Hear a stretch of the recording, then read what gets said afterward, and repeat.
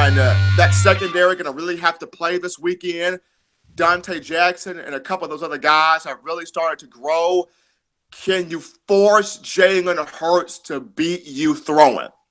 And I know a lot of Alabama fans don't like to hear this, and you have to be very sensitive to how you phrase this. But every single quarterback that has played at Alabama under the Nick Saban era, Mark, whether it's John Parker Wilson, Greg McElroy, A.J. McCarron, Blake Sims, Jacob Coker, you name them, they've had a moment. They've had a situation. They've had a game. They've had a series where they put the team on their back and won the game throwing the football, and I get it.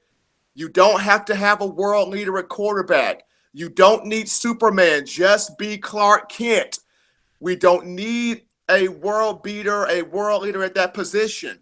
Just manage the game, keep the car in the road, and despite all of that, all of the quarterbacks I've just named still had a moment where they took it upon themselves and forced that defense. They let that defense know, if you do not account for my arm, I will tomahawk you.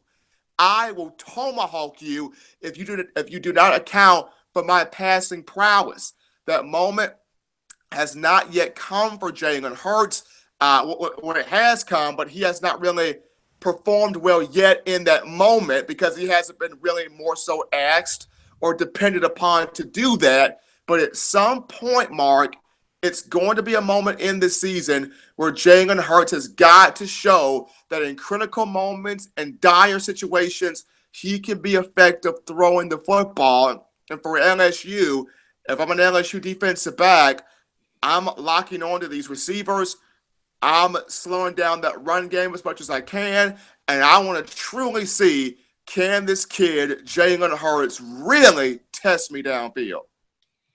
Yeah, the LSU Tigers opened with a resounding win against what we thought was a decent BYU team that is typically a good team with 8 or 9 wins per season, but has turned out to be a very down BYU team. So LSU tricked us in week 1. They blew out BYU, completely dominated the game. BYU could do nothing on offense, 27-0, turn around and get blasted by Mississippi State in Starkville. And of course, the ultimate downer in the 2017 season was the loss to Troy at home.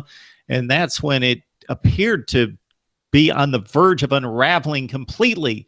To LSU's credit, to Coach O's credit, he may not be the best game manager. He may not be the most elite coach, but his kids love him. They play hard for him, and they rally behind him. They get down 20-0 against Auburn, and you would think with all the issues that they had earlier in the season, what was being said about the team, what the criticisms were, what the pressures were, you get down to Auburn, who's supposed to be at the time the second best team in the SEC, 20-0, and for them to rally in that game, and that's now been the catalyst for a bit of a comeback. They have pretty much controlled the game since then. They blasted the likes of Ole Miss in particular, comes to mind, at 40-16. And Danny Etling's only thrown 1 interception this year against 9 touchdown passes. We know what Darius Geis can do. He's not having a Heisman kind of season at 4.7 yards per carry and only 5 touchdowns. But Darrell Williams has been a great change of pace back at just about 4.7 yards per carry for him as well, and 5 touchdowns. And DJ Chark gets downfield at 24 yards per reception. So your thoughts about what you've seen on the LSU Tigers offense and defense that could give Bama trouble and could make this another one of those kind of games that we talked about over the last 5-6 years where LSU has put up a stiff challenge to the wire? Danny Etling, to me, he's not a world leader at quarterback, but he doesn't make mistakes. You mentioned 9 touchdowns to just 1 interception, does not put the ball in harm's way. But the receiver that no one talks about a lot that could really be a challenge is Russell Gage to me. Russell Gage on those jet sweeps where LSU finds a way to outflank an opposing defense, get Russell Gage on that perimeter. He's got a lot of speed. He's got a lot of acceleration, and if you cannot force him out of bounds or tackle him, he will turn on the Jets and he can make a big-time play. As good as DJ Chark is, and he's really good as a receiver and return specialist, Russell Gage on that jet sweep is very, very deadly when you dive into the shifts and motions that Matt Canada throws out there. I mean, also defensively, I mentioned the defensive backs with Dante Jackson leading that crew, how well they've grown in the last couple of games of the linebacking core led by Devin White, and how well they've been able to grow in the last couple of meetings, and that front line with Arden Key and Christian Lucator. If they can just limit the run, you may not be able to shut it all the way down, but if you can limit it to where Alabama's not running effectively, they're not getting those 4 and 5 yards per carry, they're not getting the big runs here or there. Every time Bama touches the ball, there's an LSU player in the hole, or an LSU player forcing it outside to where it's a minimum game to a loss. Then you're putting Alabama in a tough situation, in a tough bind. But that front seven of LSU being able to hold Alabama 1 to 2 yards a carry, because 2nd and 8, 3rd and 8 is a lot more difficult than 2nd and 3, 3rd and 2. 2nd and 8, 3rd and 8, you are really putting that pressure on Jalen. I got to throw it. I got to throw it. I got to throw it.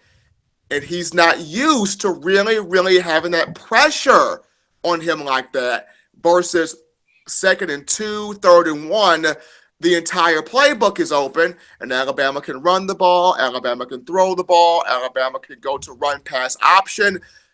There's a whole lot of things at your disposal. So for LSU, offensively, finding ways to get their weapons on the perimeter, i.e. Russell Gage. Defensively, limiting the run game as much as you possibly can, and really putting that pressure on Jalen to, now you got to be the guy. How do you handle it as a quarterback from the throwing perspective of Jalen Hurts? To your point, Stephen, Russell Gage averaging 8.8 yards per carry, 20 carries for $176 and a touchdown, 13 receptions through the air for 2 touchdowns. And on the defensive side, Devin White is tackling just about everything in sight with 80 tackles. That's 31 more than anybody else on the team. And if you follow college football statistics, you know that there's typically just a handful of guys in the entire conference who rack up 100 total tackles in a season, and Devin White has 80 at this point in the campaign, so he's well on pace to shatter 100 tackles, as well as Arden Key, maybe the disappointment on this team for sure, and throughout the conference.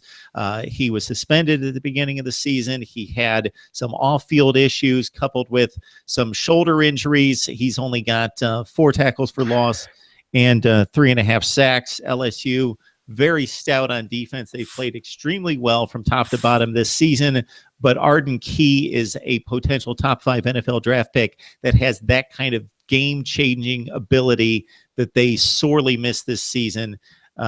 Again, other guys are really good players, but Arden Key, a special talent that really could have been the leader of an elite defense this year, and that just didn't turn out. And he's been battling with some weight problems too. Keep in mind, when Arden Key came off suspension, he was a little bit overweight, had not been working out, had not been getting in shape. So now he has to kind of get in shape on the fly with each passing game, and that's not easy to do. There were games where he would be on the sideline just winded, Mark, looking for an oxygen tank.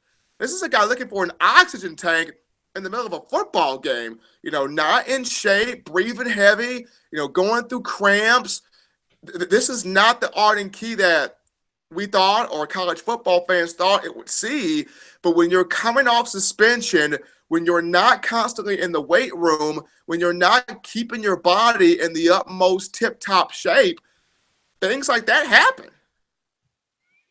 Okay, it's Alabama LSU on Saturday. Almost always a classic. This appeared earlier in the season to be an exception in 2017, as LSU was unraveling its season right before everyone's eyes with the loss to Troy and an earlier blowout loss in Starkville. may put up more resistance than what we thought earlier because they played extremely well in recent weeks, taking on the number two team in the country, the Alabama Crimson Tide. But the eyeball test may tell us otherwise. Regardless, you make it in the top four and you're in good shape. And Alabama, of course, has its eye, as Nick Saban will remind all of us, on the one goal that it can control, and that's an SEC championship. The SEC is still special. Win the SEC, and everything else will take care of itself.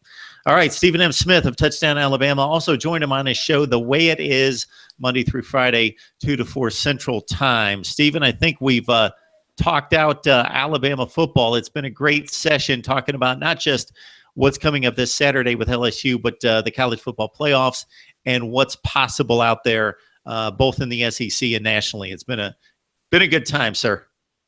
Been a blast, man. And as always, Mark, looking forward to every Wednesday when I'm here with you.